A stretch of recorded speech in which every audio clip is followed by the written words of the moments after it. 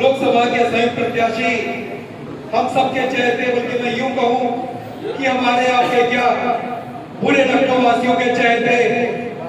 सबके दुख दर्द में शरीक होने वाले, दलित शोषित वंचितों की सदैव सड़क से लेकर के सदन तक आवाज उठाने वाले ऐसे बड़े भाई आदरणीय श्री रविदास मेहरोत्रा जी, उपाध्यक्ष कांग्रेस पार्टी के सम्मानित जिला अध्यक्ष आदरणीय श्री वेद जी, उपस्थित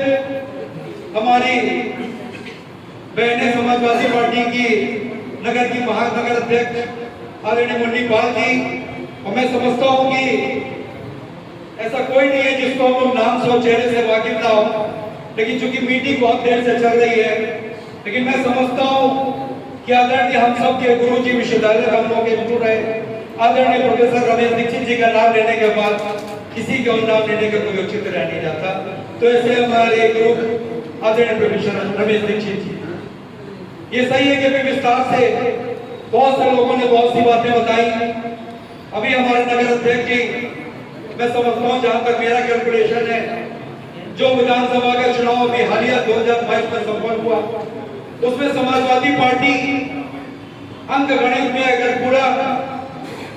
फिगर अगर आप निकालेंगे तो हम लोग 1,23,000 वोट से, लेकिन अध्यक्ष जी और सम्मानित यहाँ पर उपस्थित समाजवादी पार्टी के और हमारी बहनें सभी यहाँ पर उपस्थित हैं, मैं आप सबसे कहना चाहता हूँ कि पिछले 2022 से इस लखनऊ ने एंटी इनकम्बेंसी का बहुत दर्द झेला। और मैं समझता हूँ कि जब समाजवादी पार्टी के साथ जब कांग्रेस का हाथ है तो दुनिया की कोई भी ताकत को किसी को नहीं रोक सकती। क्योंकि यहाँ पर हमारे भाई राजेश जायसवाल जी हैं, इनकी धर्मपत्नी श्रीमती संगीता जायसवाल जी यहाँ से चुनाव लड़ी थी, और देवरिया में चूंकि मेरी पढ़ाई हुई वो मेरी सीनियर थी वहाँ पे, और इतना अच्छा चुनाव लड़ी वो इतने कम समय में। क्योंकि पहले तो ये था कि सीट वहाँ पे जनरल है, राजेश भाई से चुनाव लड़ेंगे, लेकिन किसी कारणवश और प्योरली घरेलू महिला जाकर मैं जानता हूँ उनका पॉलिटिक्स से कोई बहुत लेना देना नहीं, लेकिन चूंकि राजेश भाई साहब ने उनको निवेदन किया, उनसे उन्होंने प्रत्याशी बनना स्वीकार किया। आदरणीय अध्यक्ष जी बेहतर बता सकते हैं, आदरणीय मीरा वर्धन जी यहाँ पर है, बेहतर बता सकते हैं, लेकिन इतने कम समय में इसके बावजूद भी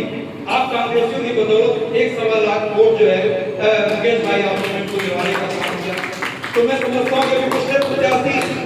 जो मैं समझता हूँ कि आज की तारीख में जो यहाँ पे लड़े थे 2019 में कांग्रेस पार्टी से, भारतीय जनता पार्टी ने उनके साथ ऐसा खेल किया कि ना वो इधर के रहे ना वो उधर के रहे, उनका तो मैं नाम भी नहीं लेना चाहता, लेकिन उनको भी आप लोगों के दम पर कांग्रेस पार्टी के वोट पर उनको 1,82,000 उनको मिला। तो मैं समझता हूँ कि सारे वोट अगर आप कम कर दें तो राजनाथ सिंह जी क्या, अगर बनारस छोड़ करके मोदी जी भी यहाँ पर चुनाव लड़ने आ जाए तो रविदास मेहरोत्रा जी को हरा नहीं। अभी रमेश मैंने बहुत अच्छी बात कही, हम लोग के विश्वविद्यालय के सीनियर बड़े भाई हैं,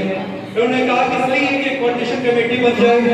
और एक संचालन समिति बन जाए जिसमें कांग्रेस पार्टी के सारे महत्वपूर्ण लोग आज यहाँ पर उपस्थित हैं। बहुत से लोग कुछ कारणवश यहाँ पर नहीं आ पाए होंगे, आदरणीय पूर्व विधायक जी नहीं आ पाए, हमारे विश्वविद्यालय के शासन के अध्यक्ष रहे आदरणीय श्री मनोज तिवारी जी नहीं आ पाए कुछ अपनी व्यस्तता के कारण, लेकिन मैं समझता हूँ यहाँ पे राजेश भाई साहब है और ब्रजेश जी हैं जो यहाँ से चुनाव लड़े, यहाँ से चुनाव लड़ चुके हैं। ऐसे बहुत से लोग यहाँ पर उपस्थित हैं जो कांग्रेस में एक मजबूत हैसियत रखते हैं और ये उठकर निकल पड़ेंगे। मैं समझता हूँ कि एक जो यहाँ पर लोग बैठे हैं वो एक लोग की हैसियत, चूंकि हम लोग भी समाज में रहते हैं, ये बात अलग है कि आज 2017 के बाद आज 2024 में आज आप नगर कार्यालय आ रहे हैं। रमेश भाई 2017 में आप लोग आए थे जब हम लोग गठबंधन था, लेकिन इस कारणवश जो है हम लोग का गठबंधन 19 में नहीं हो पाया, लेकिन अगर 19 में भी हम लोग का गठबंधन होता तो मैं समझता हूँ कि देश की तस्वीर होती। आज उत्तर प्रदेश में हम समाजवादियों की और कांग्रेस पार्टी के अगर हम लोग अलायंस करके हम लोग लड़ रहे होते तो आज 80 में कम से कम 50 सीटें उन्होंने जीतने का काम किया। कमोबेश वही स्थिति 2024 में भी है और हम समझते हैं कि अभी विस्तार से सारे लोग ने बता दिया है नेहा जी, और अभी बहुत से वक्ताओं को बोलना है, बहुत से सीनियर लोगों को बोलना है, अभी बहुत सी बातें आएंगी, लेकिन मैं इतना जरूर आपसे कहना चाहता हूँ कि 2024 का चुनाव जैसा कि लोग बता रहे हैं, मीडिया जगत में इसी चर्चा की 12 से 15 तारीख के बीच में आचार संहिता लग जाएगी। तो समय आपके पास बहुत कम है। हालांकि रविदास जी वो एक ऐसे व्यक्ति है जो लोगों से खुद कार्यक्रम प्ले कहते हैं। संतोष भाई वो कार्यक्रम में खुद लोगों से कहते हैं कि आप मेरा कार्यक्रम लगाइए। तो 24/7 लगातार जो लोगों के बीच में रहते हैं, तो जरूरत है आपको इनका साथ देने की, इनके साथ कंधे से कंधा मिला करके चलने की। लेकिन मैं समझता हूँ समय अभी महीने 1.5 महीने का है। हर व्यक्ति को जो यहाँ पर बैठा है वो यहाँ से जाए और ये संकल्प लेकर के जाए कि जो नेताजी का सपना था इस समाजवादी पार्टी में सांसद बनने का, समाजवादी पार्टी का प्रचार कराने का, तो हम सब यहाँ पर नेताजी को जानने और जानकर मानने वाले लोग हैं। चाहे वो किसी दल किसी पार्टी के हो, सभी लोग नेताजी का आदर और सम्मान करते हैं। ये सही है कि नेताजी राजेंद्र भाई साहब शरीर से हमारे बीच में नहीं है, लेकिन उनके किए हुए कामों से, अपने विचारों से वो सदैव हमारे बीच में है। तो मैं समझता हूँ अगर हम लोग असली नेताजी को, सच्चे नेताजी को चाहिए और जानने और मानने वाले हैं, तो निश्चित रूप से हम समाजवादी लोग, हम कांग्रेस पार्टी के लोग या जो भी लोग इंडिया ब्लॉक का जो है घटक दल है, हम सब लोग तब तक चैन से नहीं बैठेंगे जब तक हम लोग समाजवादी पार्टी और कांग्रेस पार्टी और संयुक्त पार्टी के प्रत्याशी आदरणीय श्री रविदास मल्होत्रा जी को चुना लेंगे। ये सही है कि समाजवादी पार्टी नौजवानों की पार्टी है और नौजवान देखिए कांग्रेस का भी चूंकि साथ मिल गया है, कांग्रेस भी नौजवानों की पार्टी है। दोनों के युवा तो जब आगरा में निकले तो आपने देखा होगा कि किस तरीके से जन सैलाब उमड़ आया। तो मैं इतना जरूर कहना चाहता हूँ कि बड़े बुजुर्गों से आशीर्वाद लेकर के नौजवान उदंड हो सकता है, नौजवान शैतान हो सकता है, लेकिन नौजवान कभी एहसास फरामोश नहीं हो सकता।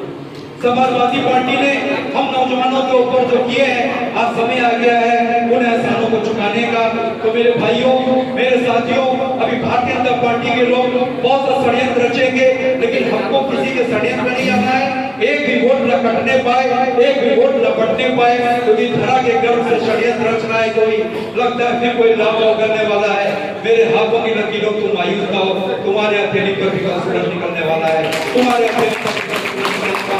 तो समय का अभाव है। हम सब आपके बीच में हैं, जब आप बुलाओगे आपके बीच में आऊंगा, आपके साथ बैठ करके कॉफी चाय पीऊंगा, कभी आप मेरी चाय पिया, कभी मैं आपकी चाय पीऊंगा। और आदरणीय रविदास मल्होत्रा जी के लिए हम लोग रणनीति तय करेंगे। तो हम लोग आज यही संकल्प लेकर के जाए कि अपने दाएं के 10 घर, अपने बाएं के 10 घर, अपने सामने के 10 घर, अपने पीछे के 10 घर, सब घरों को अगर हम लोग यहाँ से संकल्प लेकर के जाए कि उनको हम लोग समाजवादी पार्टी के लिए पप्पू भाई अगर उनको इकट्ठा करने का काम करेंगे तो दुनिया की कोई भी ताकत रविदास मल्होत्रा जी को नहीं हरा सकती। ऐसे हमारे नेता आदरणीय सिद्धराम सिंह यादव जी अमर रहे, आदरणीय अखिलेश यादव जिंदाबाद, समाजवादी पार्टी जिंदाबाद, इंडिया ब्लॉक जिंदाबाद।